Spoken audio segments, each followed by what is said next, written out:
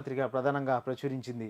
So, ఇది దీంతో పాటు ఇక సవాళ్లు స్థానికం 3 పార్టీలకు ప్రతిష్టం, ప్రధాన పార్టీలకు కీలకంగా పంచాయతీ ఎన్నికలు. ఈ ఫలితాలను బట్టి వచ్చే అసెంబ్లీ ఎన్నికలకు బలాబలాలు అంచనా. మెజార్టీ సామాజిక వర్గమైన బీసీలపైనే అధికార విపక్షాల గురి. సంక్షేమ కార్యక్రమాలే ప్రచార అజెండా. కాంగ్రెస్ వ్యూహం ప్రభుత్వ వైఫల్యాలు, మోసపూరిత వాగ్దానాలే అజెండా. ప్రతిపక్ష బీఆర్ఎస్ కార్యాచరణ. ఈ రెండింటికి భిన్నంగా బల నిరూపణకు బీజేపీ సమాయత్నం.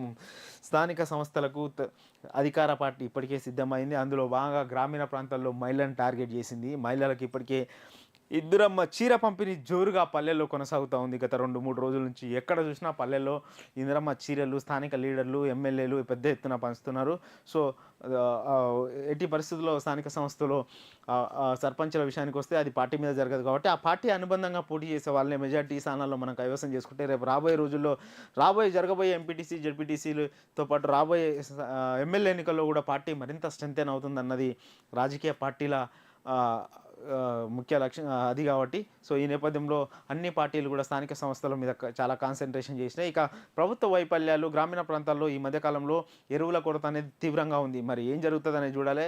రైతులు వీళ్ళంతా కూడా ఎక్కువగా పల్లెల్లో నివసిస్తారు కాబట్టి, సో, పల్లెల్లో ఉన్న జనం ఏ విధంగా ప్రభుత్వ అధికార పార్టీ అభ్యర్థికి మద్దతు ఇవ్వబోతున్నారా, లేదా అపోజిషన్ వాళ్ళకు మద్దతు ఇవ్వబోతున్నారా అనేది చూడాలి. ఎందుకంటే ఇది పార్టీ ఎన్నిక గుర్తు ఉండదు కాబట్టి, సో, ఓన్లీ అనుబంధంగా సపోర్ట్ మాత్రమే ఉంటుంది. సో, దానికి సంబంధించి ఇవాళ చూడవలసిన అవసరం ఉంది. అలాగే ఇవాళ తీర్పుకు సంబంధించి కూడా చాలా ఇంట్రెస్టింగ్‌గా ఉండే అవకాశం అయితే మనకు కనపడతా ఉంది.